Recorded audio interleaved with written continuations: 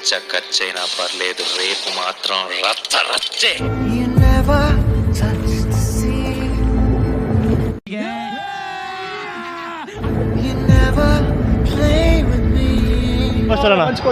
Cinema అయితే block buster 1000 కోట్ల పక్క అన్న నిజమే.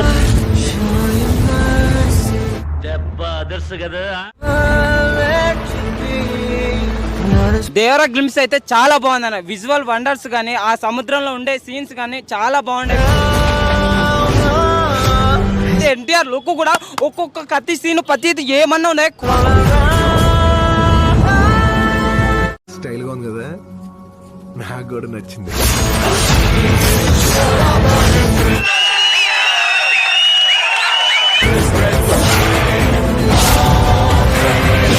కొట్టే అట్టే చందమామ అంటే దాన్ని రౌండ్ చేపు వస్తాడు.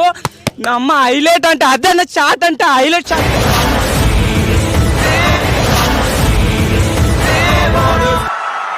ఇలాంటి చాలా ఉన్నాయి, ఇంకా దాచాం కుప్పలు కుప్పలుగా ఉన్నాయి సినిమా. నీకు సముద్రం అంతా కూడా నిండిపోయింది.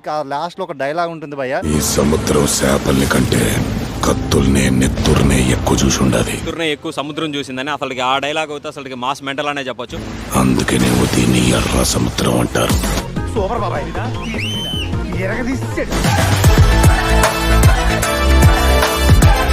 ప్రతి సీను ప్రతి షాట్ మైండ్ పోతుంది లోపల. ఎవడు భయ చెప్పిన రాజమౌళి తర్వాత ప్రతి ఒక్కరికి ఫ్లాప్ పడుద్దని.